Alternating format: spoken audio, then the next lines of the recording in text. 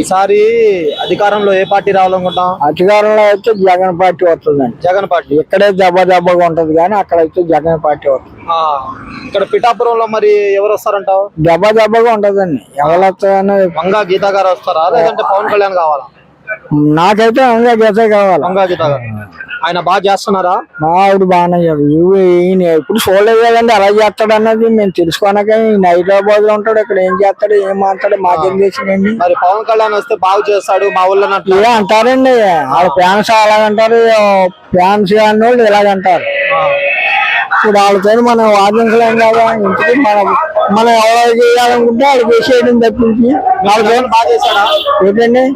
జగన్ జగన్ మళ్ళీ నాకు మంచి పని చేసాడు. నాకేంటండి చాలా మంచి పని చేయడం ఏం జరగలేదు.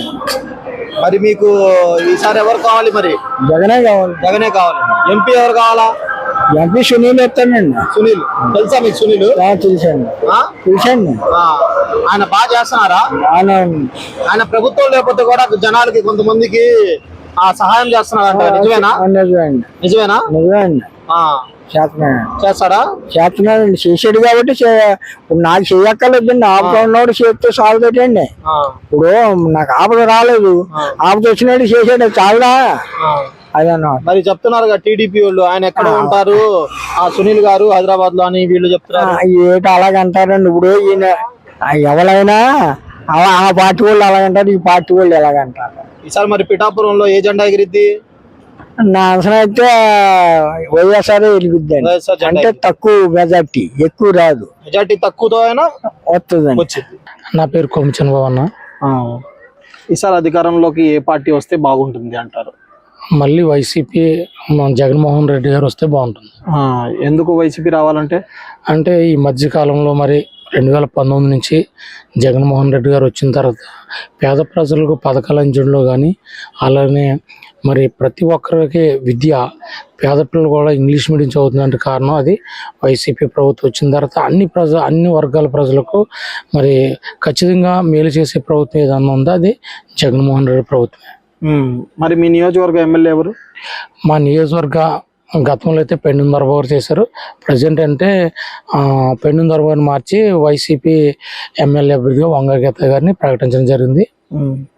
ఈసారి మరి ఎలా ఉండబోతుంది? ఈసారి ఈ 2024 సార్వత్రిక ఎన్నికల్లో ఖచ్చితంగా మరి పవన్ కళ్యాణ్గా సినీ గ్లామర్ ఉన్నా, మరి 2009లో కూడా ఆవిడ ఎమ్మెల్యే గెలిచిన వ్యక్తి. అలాగనే రాజ్యసభ చేసింది, జిల్లా పరిషత్ చైర్మన్ చేసింది. ప్రజెంట్ ఎంపీగా చేస్తూ మరి ఈ నియోజకవర్గ అసెంబ్లీ అభ్యర్థిగా మరి జగన్మోహన్ రెడ్డి గారు మరి ఆమెని ప్రకటించడం, అలానే ప్రజలకు నిత్యం అందుబాటులో ఉంటూ మరి జిల్లాలోనే జీజీహెచ్ అవ్వచ్చండి. జీజీహెచ్లో 200 పడకల గది, సూపర్ స్పెషాలిటీ చిన్నపిల్లల హాస్పిటల్ కట్టడం, అలాగనే కాకినాడలో వంగా గీత ఎమర్జెన్సీ వార్డు నిర్మించడం, తర్వాత ఈ పిఠాపురం నియోజకవర్గంలో కూడా రైల్వే సంబంధించి అండర్ బ్రిడ్జిలు కూడా నిర్మించడం జరిగింది. అది పిఠాపురం నియోజకవర్గంలో మూడు చోట్ల చేశారు. కానీ జిల్లా వ్యాప్తంగా తుని వరకు కూడా అండర్ బ్రిడ్జిలు నిర్మించడంలో ఆమెకు సాటి ఎవరు లేరు. మరి ఎంపీ ఇప్పుడు ప్రస్తుతం ఎంపీగా మరి సెల్మచెట్టి సునీల్ గారు పోటీ చేస్తున్నారు.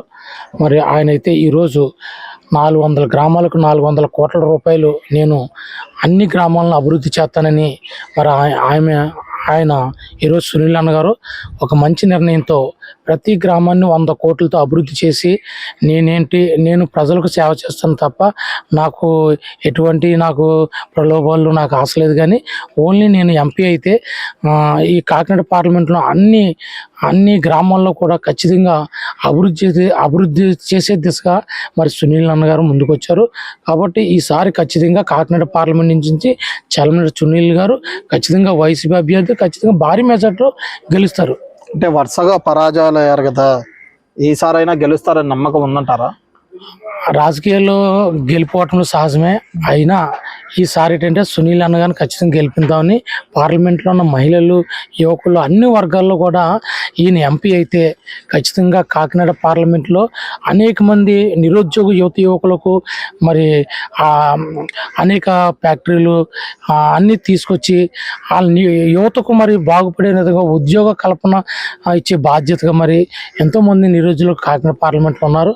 వారందరినీ మరి చేరతీసి ఒక్కొక్కరికి స్కిల్ డెవలప్మెంట్లో కూడా చాలామందికి ఒక 16,000 20,000 ఉద్యోగాలు వేసినట్టుగా ఈ మధ్యకాలంలో కూడా చాలామంది యువకులు చెప్పడం జరిగింది. ఖచ్చితంగా సునీల్ అన్న గారు ఎంపీ అవుతారు. ఆయన వస్తే ఈ నియోజకవర్గం కాదు, పిఠాపు నియోజకవర్గం కాదు, కాకినాడ పార్లమెంట్ అన్ని నియోజకవర్గాల్లో కూడా అభివృద్ధి చెందడానికి ఆస్కారం ఉంది. ఎందుకంటే ఆయన చాలా చోట్ల మరి ఆయన పెట్టుబడులు పెట్టడం, చాలా చోట్ల మరి ప్రజలకు అందుబాటులో ఉండటం, ఈ విషయాలు అయితే మరి సునీల్ అన్న గారు ఖచ్చితంగా పార్లమెంట్లో గెలుస్తారు. Please subscribe Dot News.